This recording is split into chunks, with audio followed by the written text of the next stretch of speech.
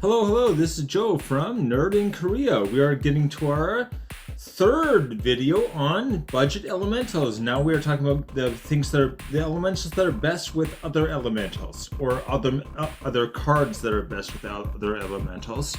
Elemental support cards, basically. First of all, as always, my budget, when I say budget, I mean $2 and under, because I'm not Mr. Moneybags over here. And TCG player market value is what I'm using as kind of the reference point. A lot of times you can find things cheaper than the market value, but TCG player is not a sponsor, okay? I would be a shill, but I don't have the money, right? They're not giving me money, so I'm not like, anyway, yeah. So why break these into 3 videos? I think it's one question people might have. The first video, broadly applicable elementals. Second one is kind of niche, like they're very good in very specific decks. And this one is like elementals that help other elementals, or cards that help elementals in general. So yeah.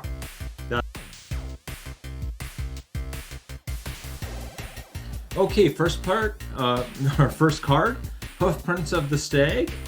This is whenever you draw a card, you may put a hoofprint counter on Hoofprints of the Stag. The first kind of downside to this card, and there are a few, is that you need these counters. You need 4 of these counters to be able to activate the ability. So ideally, you have lots and lots of card draw, which is great in decks all the time. Or if you have Proliferate, then you make 1 of these when you draw a card, and then on your turn you just make 4 of them pretty quickly. So with Proliferate or lots of card draw, I think the first kind of hindrance is taken care of. Anyway, let's look at what it actually does.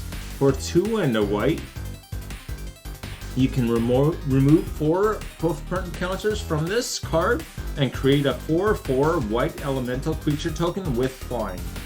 Okay, first of all, I know you're look at this and thinking right now, 3 is pricey, right? 3 for a 4/4 flyer, not terrible, but not great. For making tokens, paying 3 in general, that's steep, right? 3 for a 4/4 token is not a great conversion by any means. Also, you can only activate the ability on your turn, not on someone else's turn. So it would be a lot more useful if, you got attacked and you could just surprise, have a whole bunch of flying blockers. You can't do that, unfortunately. So I'm talking a lot about the downsides. Let's talk about why it's good. Basically, you want it for a triggering elemental ETBs, right? If you have something that triggers when the elemental enters the battlefield, this will do that every time. For instance, in our first video, we talked about Risen Reef. That's one where every time an elemental enters the battlefield under your control, you look at the top card of your deck. If it's a land card, you put it straight into play tapped, and if it's not a land card, you just draw it. So you're going to be getting so much value out of those elemental ETBs, and ideally you don't just have Risen Reef, you have Risen Reef and like 3 other things. That's where this really starts to be useful, is with like setting off all of these triggers, is what you want to be doing. If you don't have a whole bunch of elemental creatures, or elemental triggers, don't play this card. This card is very dependent. It's almost niche, except that it's niche for elementals. So anyway, 7 cents. 7 cents on that one. Making 4/4 flying blockers, or 4/4 flyers in general, is actually very good. So, I think it's very easy to look at 3 for a 4/4 token and go, yeah, that's really bad. But flying token, if you're going to have a token do anything, it should fly, right? For chump blocker, that is a very, very happy thing to get. Anywho, 7 cents.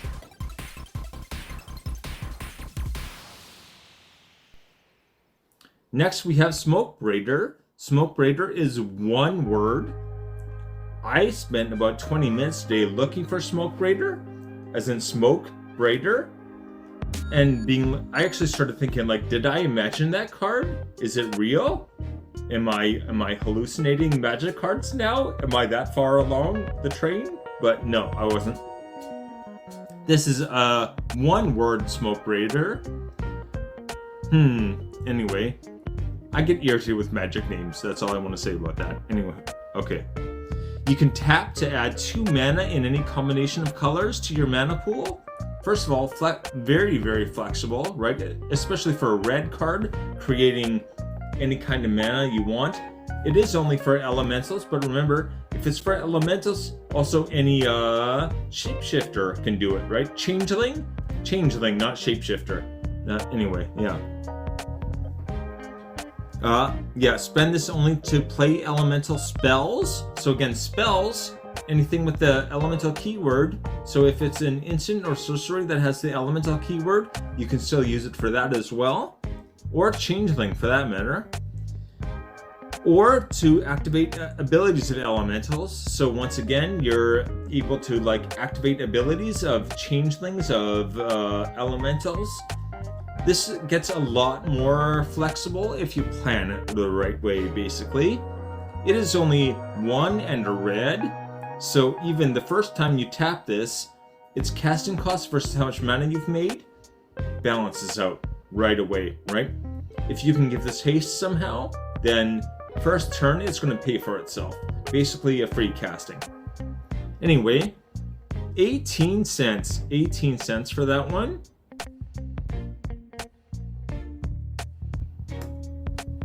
Creeping Trailblazer. This is another one where I think you look at it and go, maybe not. A lot of hidden value, though. Okay, first of all, it costs 2, and it's a 2/2. 2 for 2 isn't bad. It's weird to say it, but in Winnipeg, they have pizza that you can order for 2/22/22. So it makes me think about pizza, but anyway. Other elementals you control get +1/+0, so it does have an anthem effect, giving a bonus to damage for all your other elementals. Already, I think, worth it, having a 2/2 that gives everything else +1 to attack, costing 2 mana, already pretty good. If that was all it did, I would say it's worth throwing in at least, it's worth an include, but the next part is where it actually gets good. For 2, a red and a green, again costing 4, so not cheap. Creeping Trailblazer gets +1/+1 until end of turn for each elemental you control. Okay, again, elemental tokens are really not that hard to make. If you got a bunch of them and you've used some other shenanigans to make elemental creatures, this becomes very, very big very quickly. There's also a lot of ways in green to give all your creatures trample. So you add trample to this and then you boost it up and it just becomes a monster pretty quickly. Anyway, 13 cents for that one. Only 13. I think 13 cents is very worthwhile for that card.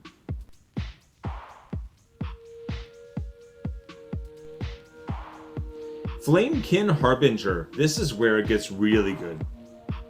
Okay, the ETB is search your library for an elemental card. I put Shapeshifter again as Changeling, not Shapeshifter. I don't know why I had that switch today. Creature and put it on top of your library. Once again, so any elemental, any Changeling, you can search your library and then put it straight on top. The limitation there is ideally if you have a tutor, it's going to your hand, not just on top of your deck. But, it is a one-cost tutor, basically, and a repeatable tutor.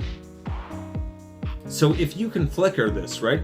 If you can take it off the battlefield, exile it, put it back on, especially if you can do this anytime you want, this just becomes, put any elemental creature you want on top of your deck whenever you want it.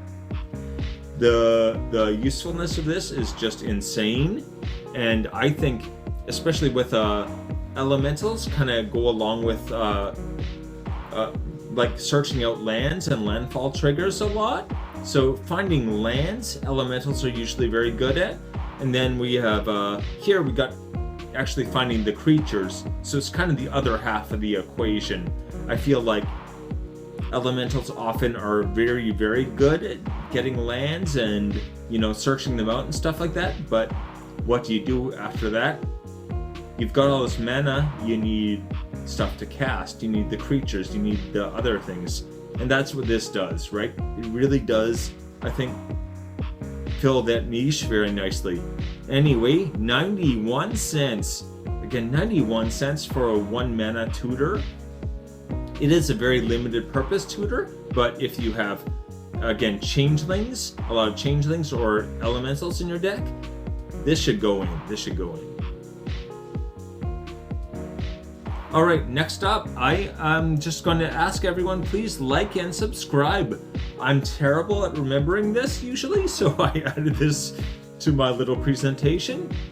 Also, what is your favorite elemental to put into a deck? Usually I just do 3 videos with elementals because there's such a crazy number of very good ones. My extra list is like more than 10 cards, I think, that I kind of filtered out. And I want to cover at least a few more of them. So if you have any suggestions for good elementals, especially budget good elementals, please let me know, because I'm usually blown away by what I see.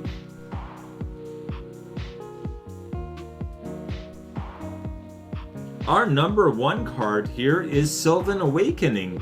Until your next turns, until your next turn, all lands, too many L's coming up.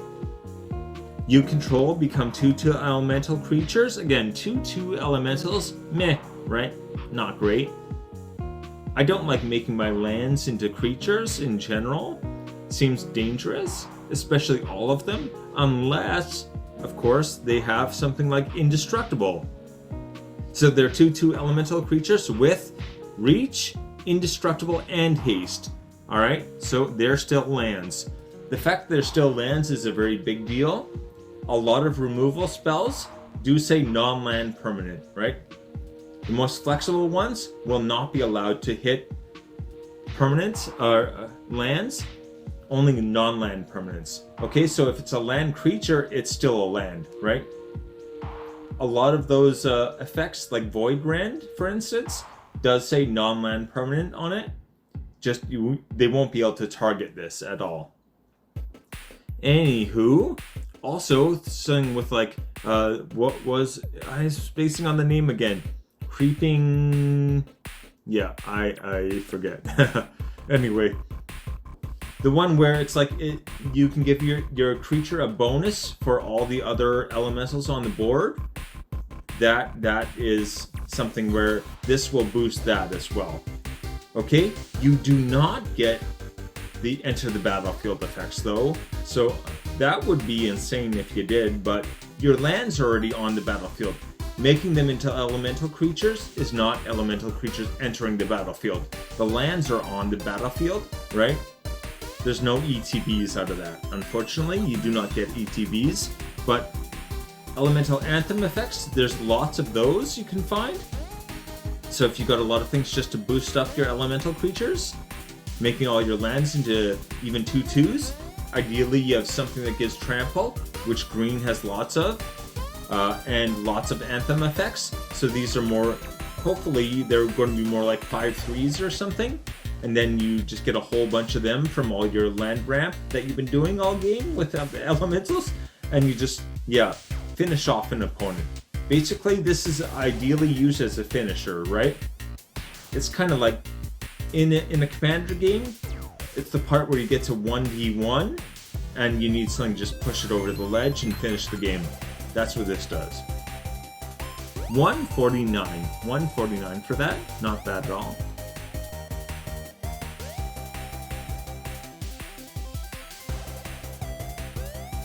The list. Okay, Hoofprints of the Stag is 7 cents. Smoke Raider, one word, 18 cents. Creeping Trailblazer, Creeping Trailblazer, okay, 13 cents. Flamekin Harbinger, 91 cents. Sylvan Awakening, $1.49. Okay, Creeping Trailblazer, I think I got off track on that one. The kind of hidden value of that is that no one is going to want to use a removal spell on it, right? The good ability costs 4 to activate, that is a lot. And until you get a whole bunch of elementals, it's probably not worth doing. But it's also like when people are looking for a target for removal, like if they got Doomblade or something, they're looking around the board. They see this is not going to be number one priority, right? Someone else's commander, someone else's, like, whatever creature, that's going to get taken out first. What I like about cards like that is that they kind of stay low to the ground, where, you know, they're just not ever going to be the number one target for removal, I think. It's a very strange game if it is, but yeah, it can kind of sneak in the big advantage there. I think it kind of guarantees that you get the value out of it by it being a little bit more, you know, a little bit more pricey to activate. Anywho, take it easy. Alright.